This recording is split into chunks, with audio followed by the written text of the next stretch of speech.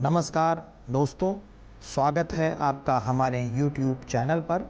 आज हम बात करेंगे शैनन और वीवर के संचार प्रारूप के बारे में।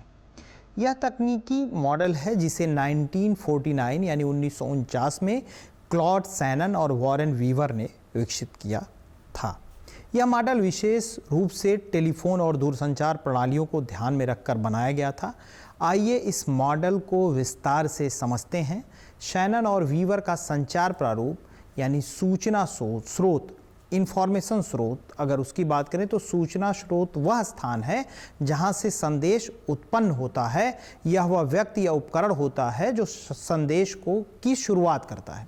टेलीफोन के संदर्भ में यह वह व्यक्ति है जो बात कर रहा है। संदेश यानी प्रेषक, ट्रांसमीटर, प्रेषक वह उपकरण या प्रक्रिया है जो संदेश को संकेतों में परिवर्तित करता है।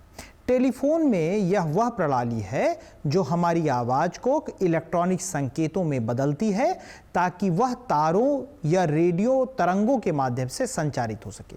इसमें और जो एलिमेंट है वो चैनल यानी संचार मार्ग, वह माध्यम है जिसके माध्यम से संदेश प्रेषित होता है। टेलीफोन प्रणाली में यह तार या हवा का माध्यम हो सकता है जो संकेतों को एक स्थान से दूसरे स्थान तक पहुंचाता है। शोर या बाधा भी इसमें है। शोर या बाधा वह तत्व है जो संदेश के प्रसारण में रुकावट डालता है। यह तकनीकी खराबी हो सकती है, जैसे कि फोन लाइन में खराबी या बाहरी शोर जो संदेश को विकृत करता है। और इसके आगे एलिमेंट है प्राप्तकर्ता यानी रिसीवर। प्राप्तकर्ता वह उपकरण या व्यक्ति होता है जो संदेश को प्राप्त करता है और उसे समझने योग्य रूप में परिवर्तित करता है। टेलीफोन में यह वह प्रणाली है जो संकेतों को फिर से आवाज़ में बदलती है जिसे हम सुन सकते हैं।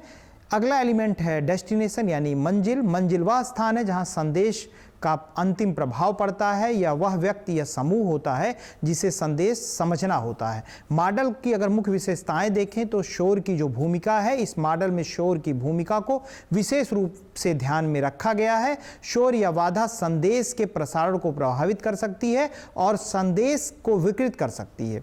सूचना सिद्धांत, शैनन और वीवर ने इस मॉडल के आधार पर सूचना सिद्धांत भी विकसित किया। उनके अनुसार संदेश को सफलतापूर्वक गंतव्य तक पहुंचाने के लिए तकनीकी दक्षता और सटीकता महत्वपूर्ण है। इसमें 3 स्तर की समस्याएं दिखती हैं इस मॉडल में, इस संचार मॉडल में। पहला है टेक्निकल प्रॉब्लम यानी संदेश कितने सही ढंग से भेजे जा सकते हैं। सामान्य समस्या यानी सेमेंटिक प्रॉब्लम, संकेत कितने सही तरीके से अर्थ निकालते हैं। और प्रभावी समस्या यानी इफेक्टिव प्रॉब्लम, प्राप्त संदेश का अर्थ आचरण पर कितना प्रभाव डालता है। प्रतिपुष्टि का अभाव इस मॉडल में है।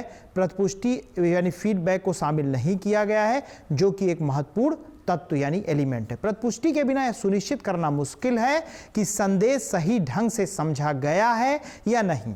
सांस्कृतिक संदर्भों का अभाव, इस मॉडल में सांस्कृतिक संदर्भों को ध्यान में नहीं रखा गया है। संदेश के अर्थ में अक्सर सांस्कृतिक तत्व महत्वपूर्ण होते हैं जिन्हें इस मॉडल में नज़रअंदाज किया गया है।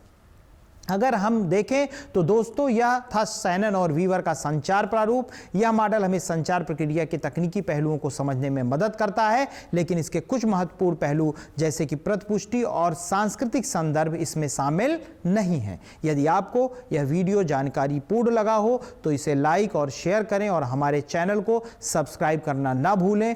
अगर आपके कोई सवाल हैं या किसी और विषय की पर जानकारी चाहते हैं तो कमेंट सेक्शन में हमें ज़रूर बताएं।